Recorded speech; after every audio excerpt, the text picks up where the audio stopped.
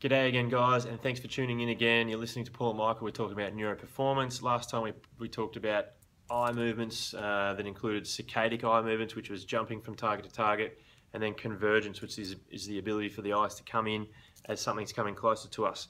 I didn't talk about divergence, which is then the ability of the eyes to go back to something that's further away.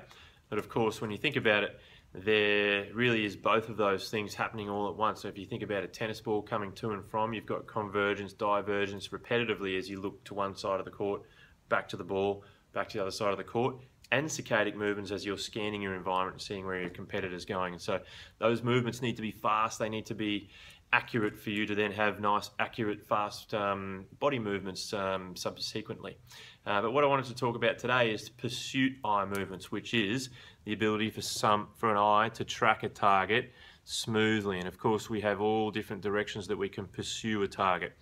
And how well we remain on that target and stabilize our gaze onto that target really is a function of our parietal lobe, which is our maps about where things are, and our cerebellum, which is the coordination of movement. Of course, our cerebellum needs to refine in real time the muscle moving that eye once that movement changes speed or changes direction. So the real-time feedback of what our image is telling us on our retina is then integrated in the cerebellum, and the cerebellum then responds to give a motor output to the eye muscles to change the speed or change the direction based on what we're perceiving in our brain. So it does get a little bit complicated, but generally we want to see with a pursuit movement that the eyes are following that target without what we call saccadic intrusions, which means as the eyes follow that target to one side, we're not seeing the eyes catch up or break down that nice smooth follow.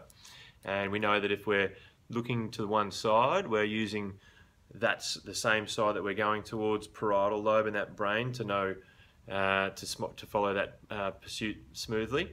And if we're looking to the other side, then we're using the other side of the brain to follow that pursuit smoothly. So if there's a breakdown in that tracking smoothness, we can then target that part of the brain and improve it and reassess to see if what we've done to change that firing of those neurons has improved the output, which is that eye movement tracking a target.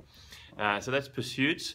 And then of course we've got anti-saccades, and we've got other little eye exercises that we can throw in there, and I'll talk to you about anti-saccades today, and then we can talk about vestibular ocular reflexes next time. Now we talked about saccades last time, which is the ability of your eyes to go from one target to the other target, but anti-saccades really are the ability for you to inhibit what's happening reflexively with a moving target, which is usually the eyes are then drawn to that target that's moving, and it's your ability for your frontal lobe to override that reflexive drawing towards something in your peripheral vision and actually go the other way. Okay, so if we've got a target that's sitting out here that moves, what the eyes will reflexively do, and this is a survival thing, we've always got eye movements to alert us of something that's moving in our periphery, because it might be a predator that we need to get away from.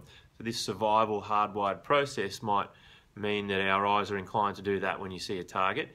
And an anti-saccade is actually the ability for you to avoid that and look the other way. Okay, so it enables or it requires a frontal lobe cognitive process to come in and inhibit what might be a reflexive movement otherwise.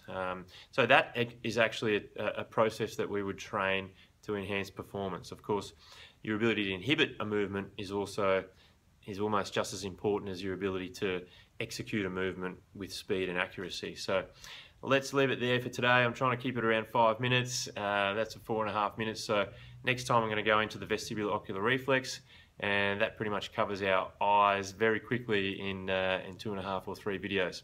Thanks again for logging in, and you can go to the website and find more details about this or research this further if you want, but I'm hoping that this gives you a basic understanding of neuroperformance, and thanks for tuning in.